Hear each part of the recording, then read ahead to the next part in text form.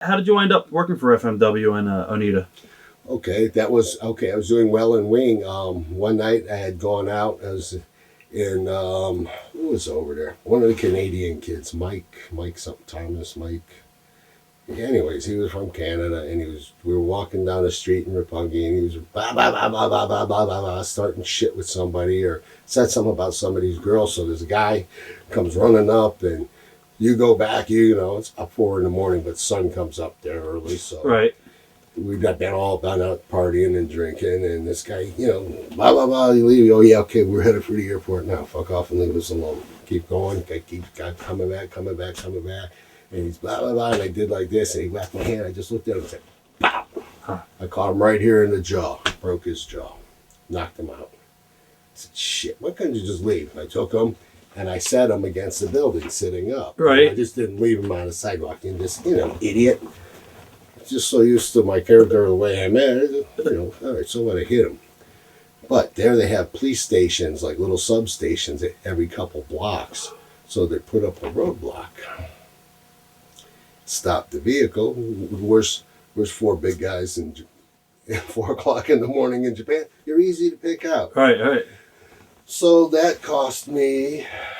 That was during the tour. When you talked about the Gilberts when they pledged their allegiance to that. I was in jail. I was in jail in Japan, so I had to do 4 months in jail. What was that like? It sucked. Wow. It wasn't. You weren't allowed to speak. And you just didn't, there was no beds or anything. It was just a mat on the floor, and you had to sit there against the wall all day. You couldn't lay down or anything. And that's what you did. I sat there for 4 months. Nobody from America could get you out or anything like that? Yeah, embassy would come by, you're doing okay. You're not a national, you're in a foreign country. So there was really nothing anybody could do. Wow.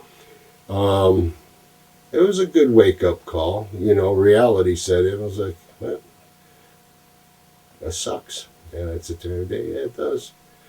Here comes in the morning, you got a bowl of rice with dried minnows on top. At lunch, you got a hamburger bun, a squeezed thing of butter, some jelly, and a warm cup of water. And at night, just some small little, like Japanese, piece of fish and this or that. Hell, I lost 30 pounds there. So 4 months, $10,000 fine, and I got thrown out of the country for a year. Wow. I said, well, being crazy is okay, but there's a time and a place. It was a big wake-up call for me. It's not too fun. It wasn't funny at all. So I come back to the States for a year. Just was working in a nightclub as an activities director. Other people might call it a bouncer, but I looked at it more than that. Encouraging young women to take off their clothes and dance naked on a bar rather than beating somebody's head, and was far more thrilling, exciting, and entertaining. So, call my job what you will. Politically correct, security. Right. My job, activities director.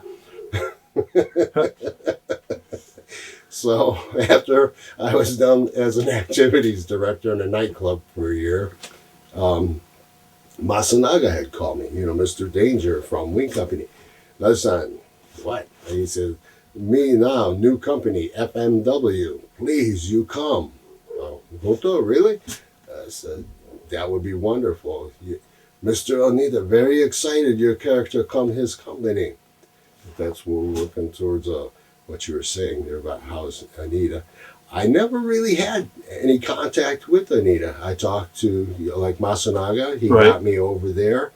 And there was a English-speaking, Iba was his name, who took care of the gaijin, the foreigners and everything else there. So they brought me there for the first tour to see how I do. I had a year off. I was, ready to go, in good shape, and brought Super. They said, only one problem. Other wing company, Leatherface, they say their character. And I said, okay, in Japan, Super means bigger and better and everything else. So I thought Japanese, okay, no more Leatherface, Super Leather. That's where Super Leather came in, and same character, but a bit, just Super Leather.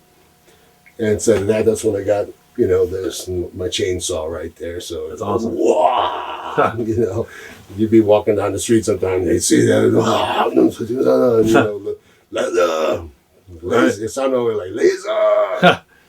And I went to FMW. I didn't see Onita. He had basically retired at that time. Right. You know, after the big Kawasaki match, I came in. That was in May, and I came there in August of '94. I'd see him occasionally. You'd see him like, hey, how you? So it was, you know, very standoffish, you know. But some of the guys that I worked there with were incredible. I mean, great time, good fun. We can go over, you know, names. I don't. Do you have your next question there? Well, I was going to ask you how physically demanding was the style and how long were the tours for in Japan? Sometimes for 2 weeks and one time for 3 months. But the 3-month tour, I'd go to Japan, then I'd go to Korea. For Korea, I went to China. China, I went back to Japan. Then Japan, I went back to Korea, and then I came home. But Well, did you work as Super Leather in Korea as well? usually Corporal. I did the Corp in Korea. What was that like? Because we just did an interview with Scott Norton. He said it was a horrible experience for him in Korea. Korea's Korea. The talent, you're so... it's primitive. Right. They have their own way of thinking, and they can't work the same way you want to work. If you know what you're going into when you get there, that's Korea. You know, some guys would say, I hate that place. I'll never go back there again. To me, it was easy money. Right. Go ahead. Did you ready to add on to it? Or? No, it's Korea's Korea. What a great Korea story is, I brought my wife there with me one time. Right. I like Japanese food. I like Oriental food, you know, how they eat. I eat sushi, I'll eat the raw horse meat, you know, I don't mind the squid or whatever else. You know, you go out and they want to take you out at night and they bring you big trays of, you know, fish.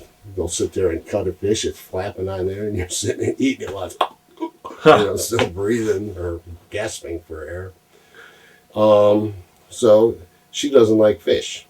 And I said, man, feeding her is going to be hard. She likes subahachis, where, you know, you can go there. They call it Japanese McDonald's. They got picture menus, and you can pick out good things. I said, we're going to Korea. You thought Japan was better. I said, wait till you see the food in Korea. Here comes the squid that's dancing on a hot grill. They put it on their vibe. The thing's going, she's going, oh my God, I can't eat any of that. She takes scissors, you know, and they cut a tentacle and you eat it. And I said, you can't eat something like that. So we're sitting there, and they're telling her, please, you eat. So, you know, like fish or something? What did they bring around? Don't say a monkey. No, not a monkey. It's better than that. You ever seen them big, fat, white grubs? What's a grub? It's like a big maggot. Oh. And they eat them and say, oh, very good. You know, they pick up a chopstick and they just like, juices in your mouth. So they brought out these big grubs and put them in front of her. And she about died. She says, Michael, no, please tell me they're not for real. And I said, oh, yeah, they're for real. And I told her, maybe no on grubs, but everybody else, you know, would take one and eat it. And it was like, they brought her some apples and something. Right. Jenny Craig would have been proud of her that week. It was a great diet for losing weight. Saved me on food. Yeah, exactly.